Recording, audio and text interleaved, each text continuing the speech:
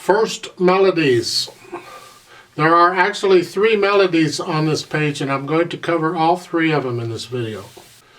Now, prior to page 10 in this book, they cover the musical notation and finger numbers, counting, all kinds of goodies that you have to have. If you have any questions, if you're confused or whatever, feel free to ask me. If you don't have a YouTube account, then you can't comment, but you can still tweet me if you'd like. And my email address is also available for this channel. You can email me and ask me questions there too if you'd like. But I'm just going to start out, and I will explain all these symbols because it's so important that you understand everything you see on the page. It's all there for a reason. We're going to start out with Frère Jacques, the first melody. They have a note there for right hand up above to tell you to go ahead and play this with your right hand. Generally speaking, you could play this with either hand because there's no rule that says because it's in the top staff you have to play it with the right hand. And if you're confused, a staff is those 5 lines that goes across. Each one of those is a staff. Piano playing, we usually use 2 staffs. If you look at the beginning there, you will see a vertical line that connects them. You'll also see a curly brace that connects them. So when you put the 2 staves together that are connected with a vertical line and the curly brace, we call that a grand staff, and that's what most keyboard instruments use, is a grand staff. Now you look here and you're going to see all kinds of numbers. We have a lot of numbers in music. The numbers above the staff in this case are finger numbers. The previous page they covered finger numbers. You got 5 fingers in each hand. The thumb is 1, and they just go out from 1, 2, 3, 4, 5. The little finger is 5. So really they're just telling you which finger to use to play it, and it's overkill as far as I'm concerned. I really wish they wouldn't do it this way because they put a number above every note. Now when I was little and first learning to play the piano, they did that for me in the book that I used. Is a different book. But what I did is I skipped reading the notes. Forget that. I just read the finger numbers. I can play it just reading finger numbers. I don't need the notes. And it wasn't until much later when I got into more difficult music and your hands are moving around, whatever, suddenly finger numbers didn't work anymore. I didn't know what the notes were, so what do I do? It didn't make any difference which finger I was using because I didn't know which note to put the finger on. In this case, you really only need one finger number, the one that starts off with, and you're going to put your hand in a position on the keyboard to cover all those notes, and you're just going to play the note. Now at the beginning of each of these, there's 2 staffs. There's one at the top one that's got the notes on it, and the one at the bottom is completely empty except for the beginning of it. Now there's a little curly Q thing, fancy looking thing in the top staff that's called a treble clef, and it's important. And a treble clef simply means it's telling you where the note G is. It's actually sometimes called a G clef. Telling you, and if you know where G is, then you can figure out where any other note is in correspondence to G, because you just go up and down the alphabet. It's not hard to do. And in this case, G is in the middle of that bottom curly Q. There's a line that goes right through the middle of it. It's next to the bottom line on the staff. That line is a G. Any note that comes on that line is a G. And the G on the keyboard is this G. It's the G right above middle C.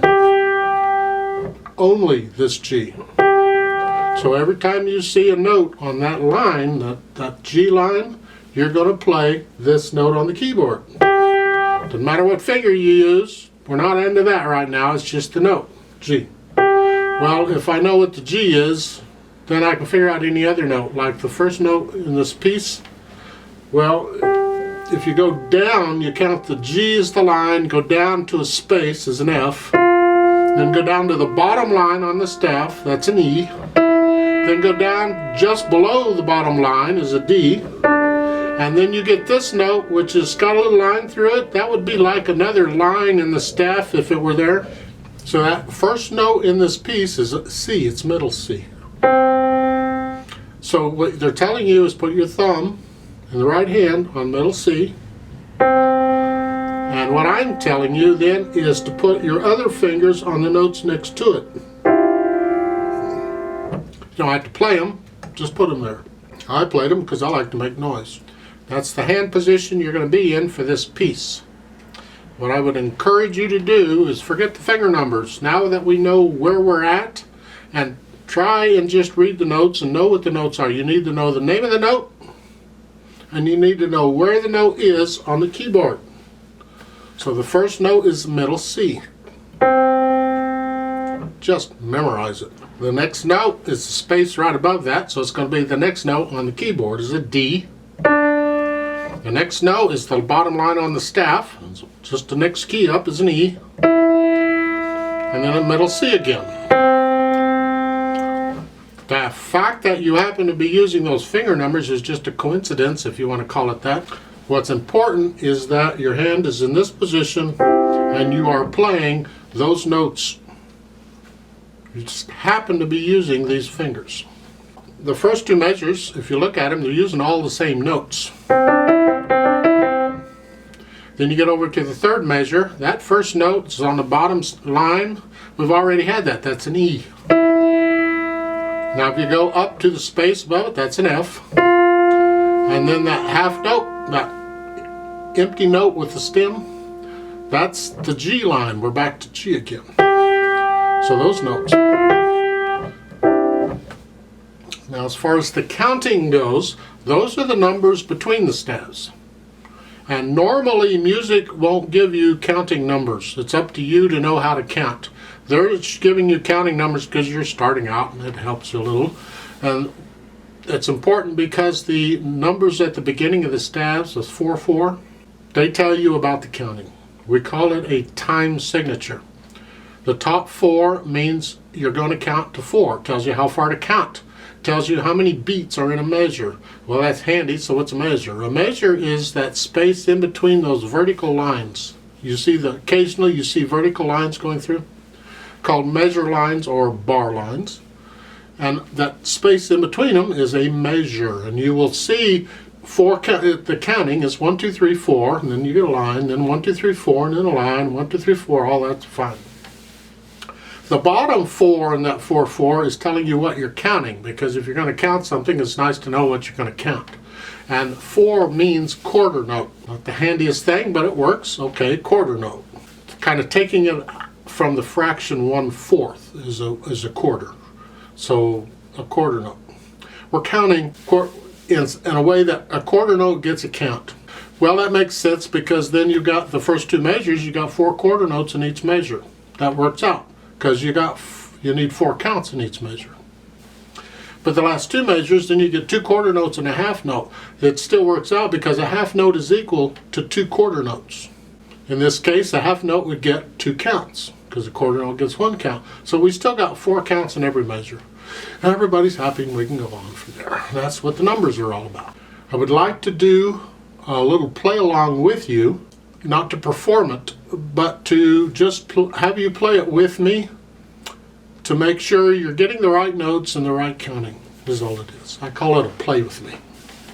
So I'm going to give us 4 counts and we're going to play this together slowly. So you need to put your right hand where put your thumb on middle C and the other fingers wherever. So I'm going to go 1, 2, ready, go, and then we're going to start playing. And the reason I give us 4 counts is because there's 4 beats in a measure. I give a full measure in most cases before we come in.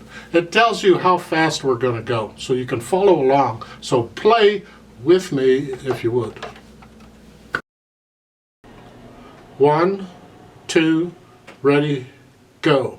1, 2, 3, 4. 1, 2, 3, 4. 1, 2, 3, 4. 1, 2, 3, 4. Off.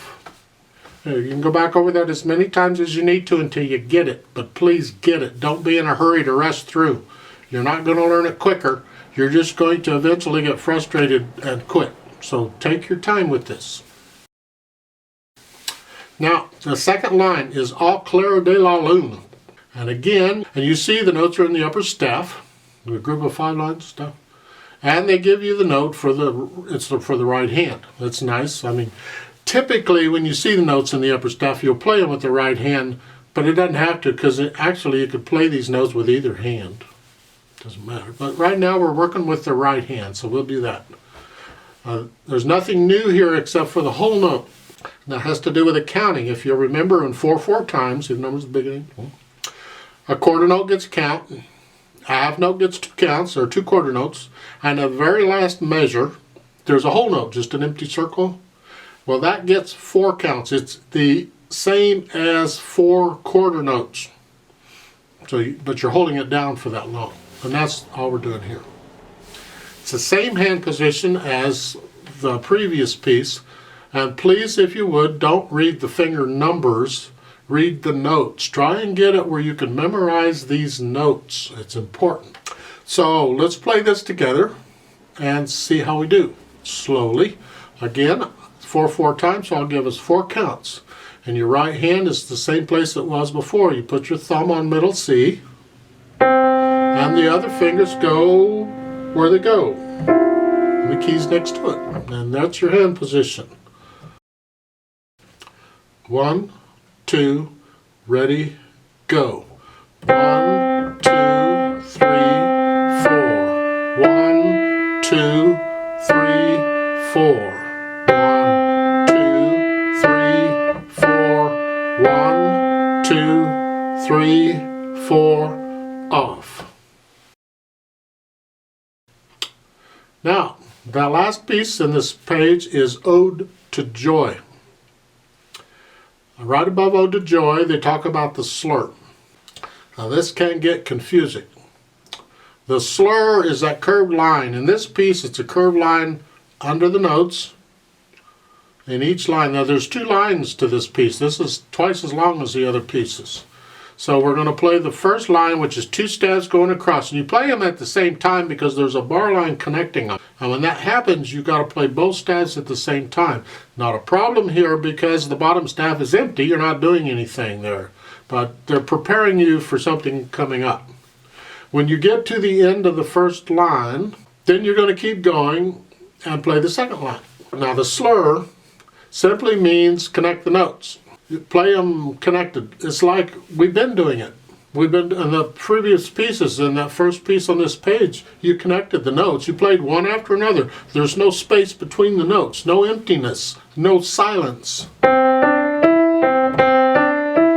We played them slurred. We just didn't know it was slurred.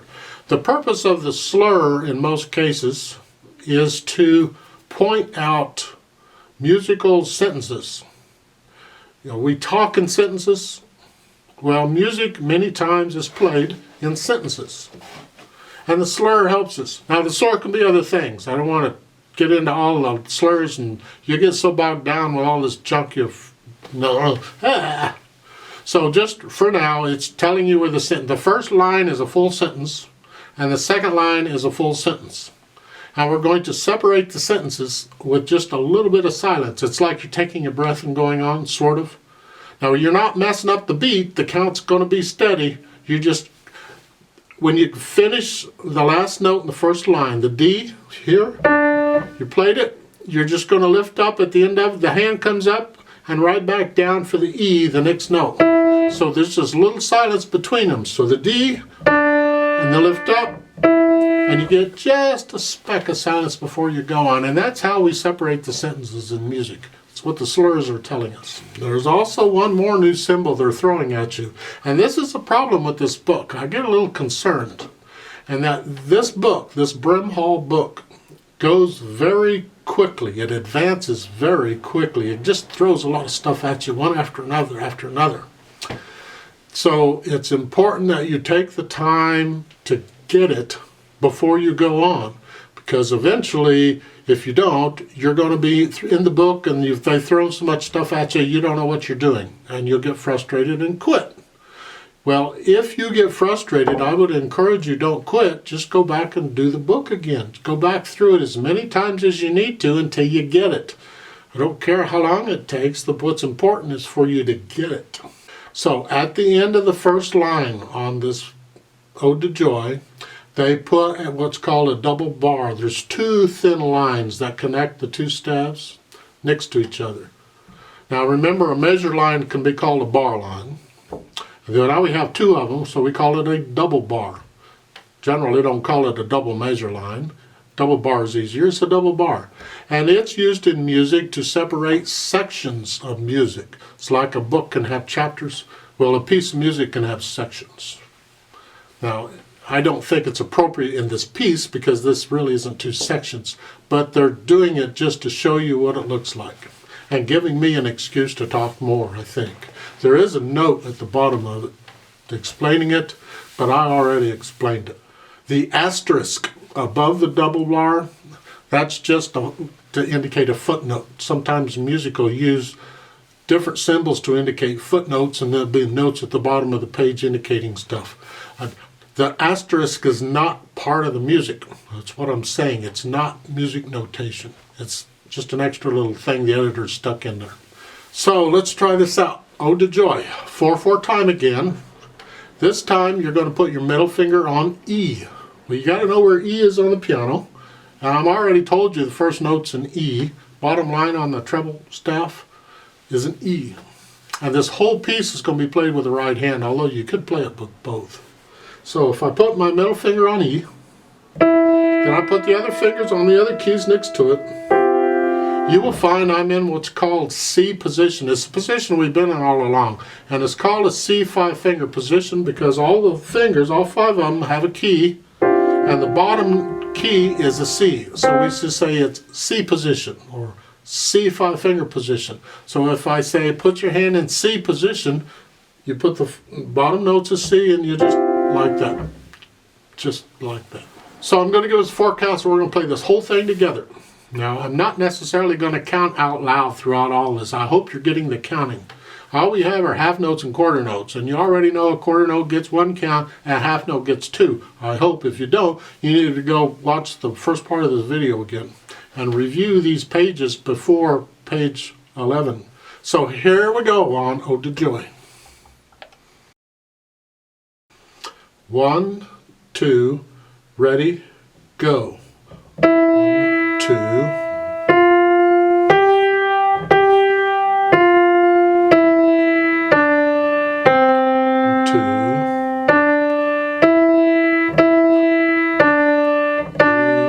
4.